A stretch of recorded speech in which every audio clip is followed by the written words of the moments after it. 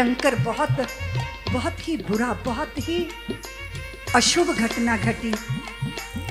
तुर्की में जब भूकंप आया, हजारों लोग एक कुछ सेकंड बस भूमि हिली और बड़े बड़े भवन धराशायी हो गए। जो गुमान रखते थे, अभिमान रखते थे अपने बड़प्पन का, वो ब्रेड बटर के लिए लाइनों में लगे हुए थे। हमारे बड़प्पन, हमारी अमीरी, हमारी जय जयकार, एक पल नहीं लगता जब सब कुछ मिट्टी में मिल जाता है। हमें किस चीज का अभिमान? पानी केरी बुलबुला असमानस की जात, किस किस किस अहंकार को लाद के हम चल रहे हैं? माँ बाप ने नाम दिया ना, उस नाम को लेके किसी ने प्रशंसा कर दी तो हम फूल के कुप्पा हो गए। उस नाम को लेके किसी ने अपशब्द बोल दिया तो हमें डिप्रेशन हो गया। हमने इतना तादाद में शरीर के साथ किया, अपना तो पता नहीं कि हम हैं क्या। और इसी नाम रूप को पकड़कर हम अभिमान के बोझे तले दबे हुए बिल्कुल वैसे ही हैं जैसे झरने के स्रोत पर कोई पत्थर आके टिक जाए और झरना बहना बंद हो जाए। अब ना निनाद है, अब ना गुंजन है, अब ना शीतलता है, अब झरने में प्रवाह नहीं है क्योंकि शिला उसके स्रोत पे आके टिक गई है। इसी तरह हमारे हृदय के आनंद के झरने के स्रोत पर अभिमान की शिला टिकी है। इसी को ढो रहे हैं, इसी को ढो रहे हैं, इसी को सर्वस्व मान रहे हैं। सती ने कथा नहीं सुनी। भगवान ने सोचा कि इसे राम जी का दर्शन ही करा देते हैं। तो दर्शन किया तो और भ्रांति हो गई कि ये तो सामान्य पुरुषों की तरह स्त्री के विरह में रो रहा है। ये ईश्वर परमात्मा कैसे हो सकता है? भोले बाबा ने प्रणाम किया, जय सच्चिदानंद जग पावन, अस कह चले मनोज नसावन, चले जात शिव सती समेता, पुनि पुनि पुलकित कृपा निकेता। दर्शन का तो यही परिणाम होता है कि रोम रोम पुलकित हो जाता है, आंसू झरने लग जाते हैं। और मैं भी देवियों, मैं भी ऐसी साध्वी हूं, विश्व के किसी कोने में चली जाऊं तो मेरे प्यारे, मेरे प्रिय, उन सब की सजल आंखों से मेरा स्वागत होता है। जब भी देवियां मुझे मिलती हैं तो एक ही वो चाहती हैं, दीदी माँ गले लगा लो, और फिर आंखों से झरझर आंसू बहने लग जाते हैं। मेरा पुष्प मालाओं से स्वागत सत्कार नहीं होता, मेरा निर्मल निर्दोष प्रेम से भरी आंसू धारों से जो है स्वागत होता है। सारे विश्व के किसी कोने में मैं चली जाऊं। और जब हम अपने आराध्य के सामने खड़े होते हैं तो हमारा रोम रोम पुलकित होता है, आनंद में विभोर होते हैं हम। सती के चित्त में संशय है तो भगवान ने कहा जाओ, भगवान की प्रतीक्षा करनी चाहिए। पर सती ने भगवान की परीक्षा की, और परीक्षा भी ऐसे की कि सीता बन गई, सीता का भेष धारण करके। और फिर भोले बाबा का मन शुद्ध है, क्षोभ से भरा है। अगर पति पत्नी की निष्ठा एक जगह नहीं होती ना तो घर में शांति नहीं हो सकती, कभी नहीं हो सकती। इसलिए जब किसी से दीक्षित हो तो पूरा परिवार दीक्षित हो, ताकि किसी का मुंह इधर, किसी का मुंह इधर, ऐसे उचित नहीं होता। भोले बाबा ने प्रणाम कर लिया पर सती ने प्रणाम नहीं किया, नहीं किया। और फिर अंत तो गत्वा एक बहुत सुंदर भाव यहाँ भोले बाबा के मन में जो आया वो गोस्वामी जी ने व्यक्त किया। आप भी सूत्र बांध लीजिए अपनी गांठ में, यहाँ ऐसे बांध लीजिए। जब कुछ आपके बस में ना रह जाए ना, कुछ आपके बस में ना रह जाए तो होई सोई जो राम रची राखा, को करी तरक बड़ा वैसा। आप जितना मर्जी प्रयत्न कीजिए।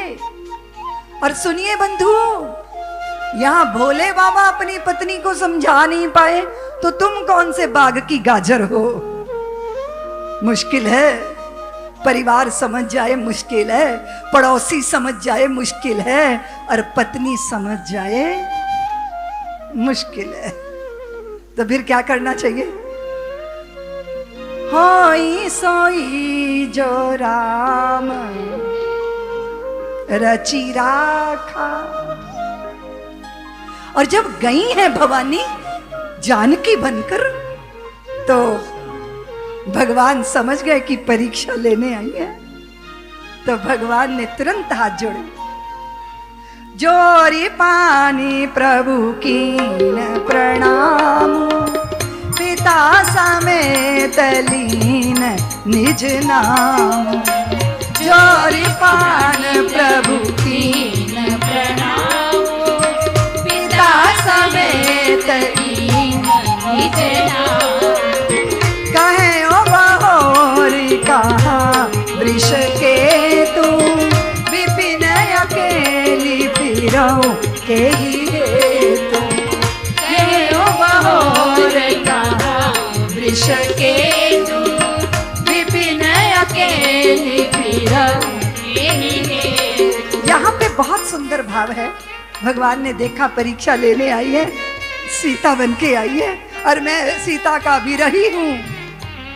तो वो है तो जगत जननी, हाथ जोड़ लिए, माँ मैं दाशरथी राम आपको प्रणाम कर रहा हूँ। आप इस जंगल में अकेले क्यों घूम रही हैं? और वो वृषकेतु धर्म ध्वजा वाहक वे कहाँ हैं? वे कहाँ हैं? अब सोचो सती की क्या हालत हुई होगी, बोलो। पोल पट्टी जब खुल गई तो सती का दिल धकपक होने लगा। और आपके लिए भी इशारा है, बहुत बार स्त्रियां सज सुज के ना अकेली पार्टियों में पहुंच जाती हैं माल उड़ाने, पति साथ में है ही नहीं, तो दुनिया संदेह की नजर से देखती है। बहुत जगह ऐसी है जहां बिना पति के जाओगी तो सवाल खड़े होंगे, हाँ होंगे खड़े। जंगल में अकेली क्यों घूम रही हैं आप? और वो कहाँ है? अब तो सती ने रघुवीर का प्रभाव समझ लिया और भय इतना आया, वे वहां से भागी और जिधर भाग रही हैं उधरी राम जानकी लखन सहित दर्शन दे रहे हैं। दशों दिशाओं में राम लखन जानकी। उन्हें समझ नहीं आ रहा कि ये क्या हो रहा है। वो दौड़ी भागी और जैसे ही भोले बाबा के सम्मुख गई तो बाबा बोले कि तुमने दर्शन कर लिया, लेकिन भगवान के दर्शन का फल ये तो नहीं होता जो तेरी दशा हुई है। हा? तू व्याकुल है, तू बेचैन है, तुमने परीक्षा ले ली। तो फिर सती ने झूठ बोला कि मैंने कोई परीक्षा नहीं ली, मैं तो गई थी और आपने जैसे प्रणाम किया ना ऐसे मैं भी प्रणाम करके चली आई।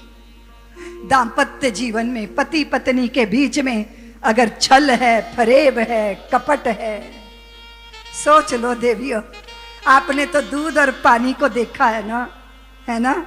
थोड़ा पानी डालती हो ना, दूध में डालती हो ना, पानी दूध जैसा ही हो जाता है ना, दूध उसे अपने जैसा ही बना लेता है ना।